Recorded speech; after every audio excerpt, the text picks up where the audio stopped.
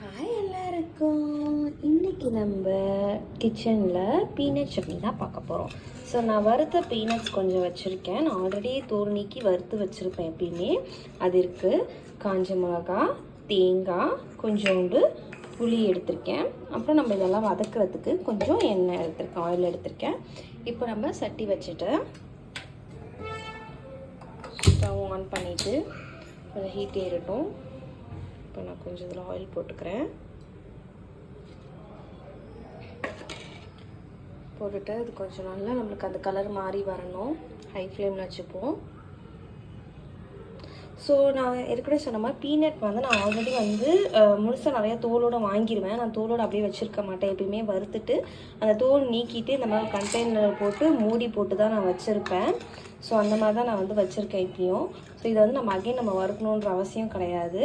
So இப்போ நம்ம காரத்துக்கு வந்து வெறும் மிளகாலாம் மட்டும் போட்டுக்கிட்டா போதும். இப்போ நான் காரத்துக்குன்னு பார்த்தீங்கன்னா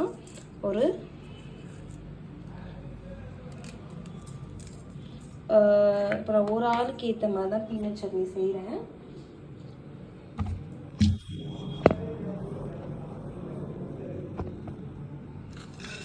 உங்களுக்கு தெரியும்னு நினைக்கிறேன். ஸோ இதில் வந்து நான் வந்து எத்தனை பீனட் சட்னி எடுக்க போகிறேன்னா,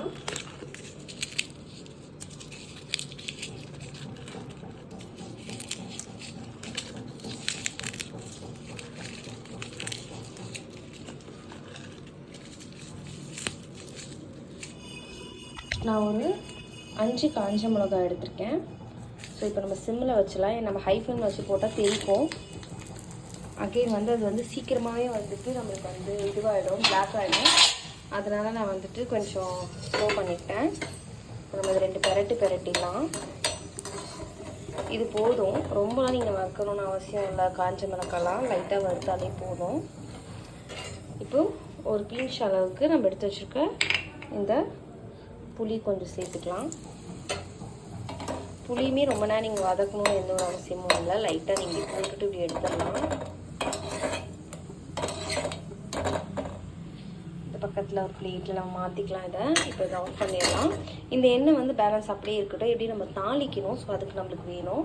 இப்போ நான் ஒரு மிக்ஸி கண்டெய்னர் எடுத்துப்போம். இப்போ இதில் வந்துட்டு கொஞ்சம் பீனட் சேர்த்துக்கலாம்.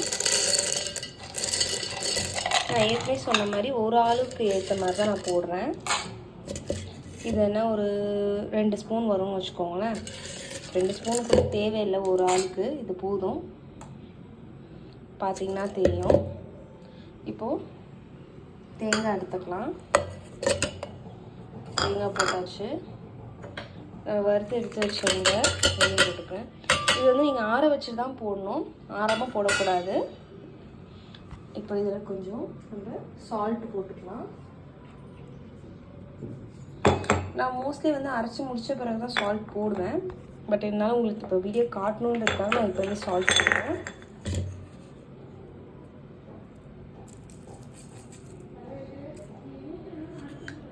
இது போதும். இதில் கொஞ்சம் நம்ம தண்ணி ஆட் பண்ணோம். அதுக்கு முன்னாடி வந்து லைட்டாக அரைச்சிக்கலாம்.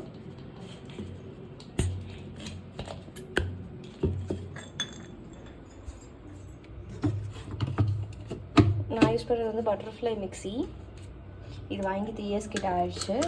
பட் நல்லாவே உழைக்குதுங்க. இது வந்து நான் வந்து மோரோவர் எல்லாமே இதில் தான் வந்து பண்ணிகிட்ருக்கேன். லைக் வந்து மாவு அரைக்கிறதுலேருந்து சட்னி அரைக்கிறதுலேருந்து எல்லாமே இதில் தான்.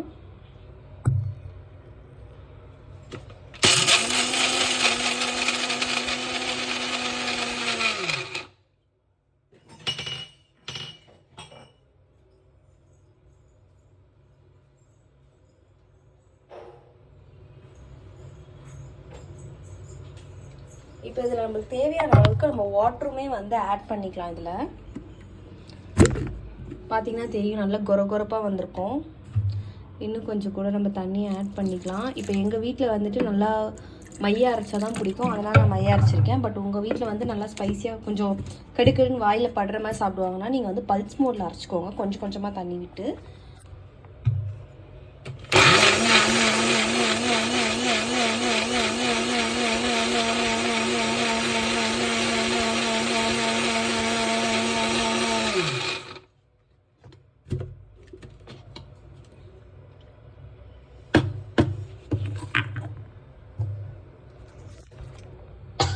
நீங்கள் பார்த்தீங்கனாலே தெரியும்னு நினைக்கிறேன், நல்லா திக்காக இருக்குது. பட் இதுவுமே எனக்கு இன்னும் கொஞ்சம் தண்ணியாக வேணுன்றதால தண்ணி கொஞ்சம் ஆட் பண்ணிக்கிறேன்.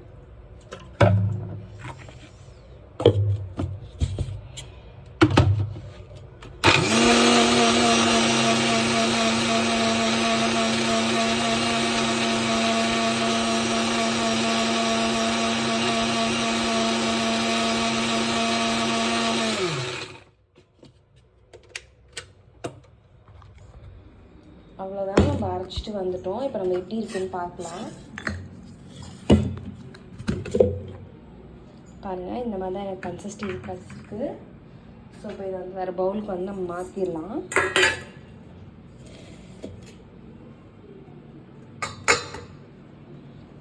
எங்கள் வீட்டில் வந்து நல்லா இந்த மாதிரி பேஸ்ட்டாக இருந்தால் தான் சாப்பிடுவாங்க, அதனால நான் வந்து இப்படி பேஸ்ட்டாக பண்ணியிருக்கேன்.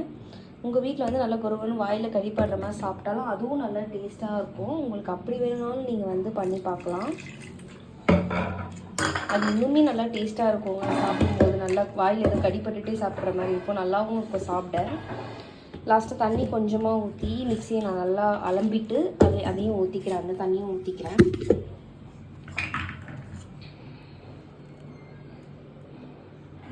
ஓகே, இப்போ நம்ம வந்து தாளிக்க ஆரம்பிச்சிடலாம். அகெயின் நம்ம ஸ்டவ் ஆன் பண்ணி அதே ஆயில் தான் வச்சுருக்கேன். நான் எக்ஸ்ட்ரா ஆயில் எதுவும் போடல, நீங்கள் பார்க்க தெரியும். ஏன்னா நம்ம எக்ஸ்ட்ரா ஆயில் ரொம்ப ஆயில் சேர்க்க வேணாம் தாளிப்புக்கலாம். எப்பயுமே ரொம்ப ஆயில் சேர்க்காமல் இருக்கிறதே நல்லது நம்ம உடம்புக்கு. இப்போ ஸ்பைசஸ் பாக்ஸில் நான் கடுகு எடுத்துக்கிறேன்.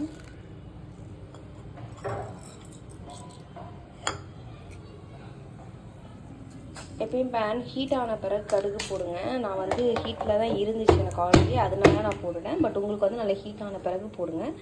கருவேப்பிலை இருந்தாலும் கருவேப்பிலை போடுங்க. எங்ககிட்ட கருவேப்பிலை மரமே இருக்குது, இருட்டினதால நான் போய் எடுக்கல. பட் கருவேப்பிலை போட்டிங்கன்னா அது ஒரு டேஸ்ட் கொடுக்கும்.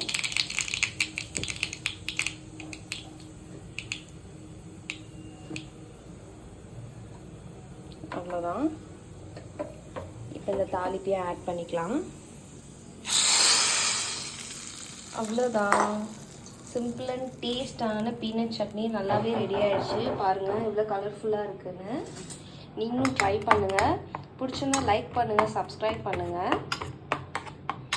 கண்டிப்பாக இது உங்களுக்கு பிடிக்கும்னு நினைக்கிறேன். கண்டிப்பாக ட்ரை பண்ணி பாருங்கள். பாய்.